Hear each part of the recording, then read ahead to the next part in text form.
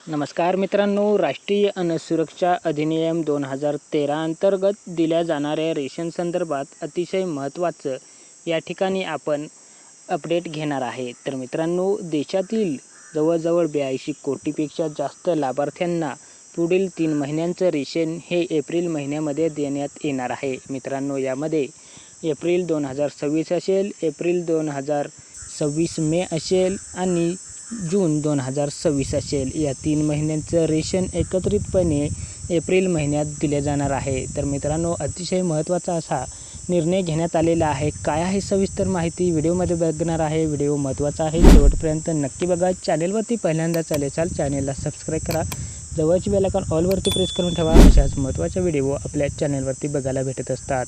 तर मित्रांनो, चला तर व्हिडिओ सुरू करूया। मित्रांनो, या ठिकाणी जर बघितले तर देशातील झालेल्या अतिरिक्त उत्पादन साठवणुकीची क्षमता किंवा इतर बरीच सारी कारणं जे आहे डोळ्यासमोर घेऊन शासनाच्या माध्यमातून सर्व प्रकारच्या राज्य आणि केंद्रशासित प्रदेशांना यांच्या संदर्भात महत्त्वाच्या अशा सूचना ज्या आहेत ह्या निर्गमित करण्यात आलेल्या आहेत।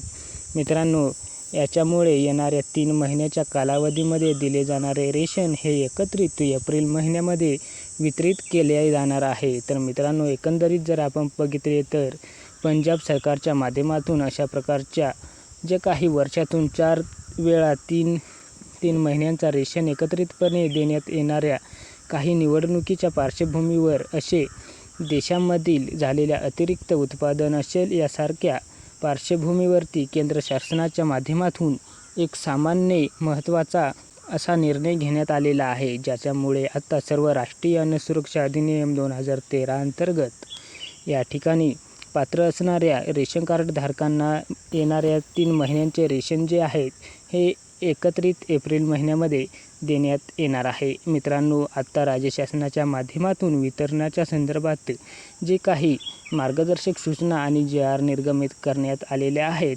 अशा मार्गदर्शक सूचनांचे पालन करून हे रेशन जे आहे हे एकत्रितपणे एप्रिल महिन्यामध्ये एप्रिल असेल, मे असेल, जून महिना असेल, ह्या 3 महिन्यांचे एकत्रित वाटप जे आहे हे एप्रिल महिन्यामध्ये करण्यात येणार आहे। तर मित्रांनो, अशा प्रकारचे महत्त्वपूर्ण असा हा शासन निर्णय आणि जो काही बदल करण्यात आलेला आहे तो तुम्हाला कसा वाटला कॉमेंट करून कळवायला विसरू नका। आणि चॅनेलला आतापर्यंत सबस्क्राईब नसेल करेल तर सबस्क्राईब करून घ्या। भेटूया पुढील व्हिडिओवर एक नवीन विषय घेऊन। तोपर्यंत जय महाराष्ट्र, धन्यवाद, जय हिंद।